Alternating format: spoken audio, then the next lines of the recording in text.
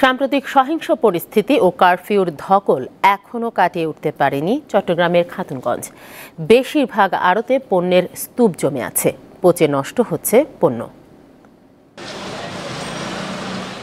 দিনের পুরোটাই শিথিল থাকছে কারফিউ, তবে এখনও চিরচেনা জৌলুসে ফিরতে পারেনি দেশের ভোগ্যপণ্যের অন্যতম পাইকারি বাজার চট্টগ্রামের খাতুনগঞ্জ।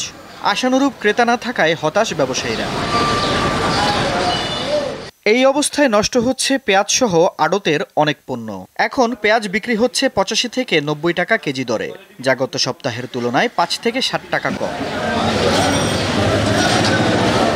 ব্যবসায়ীরা বলছেন, ভারত বাড়তি শুল্ক আরোপ করায় পেঁয়াজ কিনতে হচ্ছে বেশি দামে।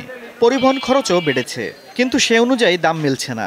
কারফিউর কারণে, আন্দোলনের কারণে স্বাভাবিক যে ট্রান্সপোর্ট সেটি আমরা করতে পারি নাই, সেটি স্বাভাবিক ট্রান্সপোর্ট হয় নাই, যার কারণে আমাদের যে মজুদ যে পণ্যটি ছিল সেটি অনেকাংশে ফুরিয়ে গিয়েছে।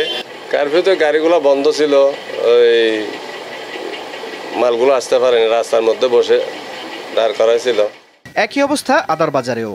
চায়না আদা 235 থেকে 240 টাকায় বিক্রি হচ্ছে।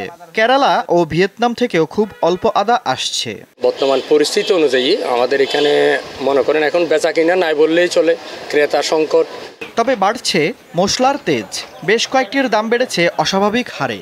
আমাদের যতটুকু ক্ষতি হয়েছে এগুলো তো আমাদের পোষায় উঠতেও আমাদের প্রায় 5-6 মাস সময় লাগবে, কারণ আমাদের এখানে তো বিশেষ করে চাকতাই খাতুনগঞ্জে যেগুলো আছে অনেকগুলো পচনশীল দ্রব্য, যেমন ধরেন আপনাদের আদা, পেঁয়াজ, রসুন। এখনও ব্যাংকিং সেবা পুরোপুরি স্বাভাবিক না হওয়ায় স্বাভাবিক লেনদেন বাধাগ্রস্ত হচ্ছে বলে জানান আড়তদাররা। ব্যাংক বন্ধ ছিল, আপনার বন্ধ ছিল, এই মালের লোডিং আনলোডিং সব বন্ধ ছিল, কিন্তু এখানে দোকানপাট ব্যবসা প্রতিষ্ঠান খোলা ছিল, কিন্তু কোনো খরিদ্দার আসে নাই।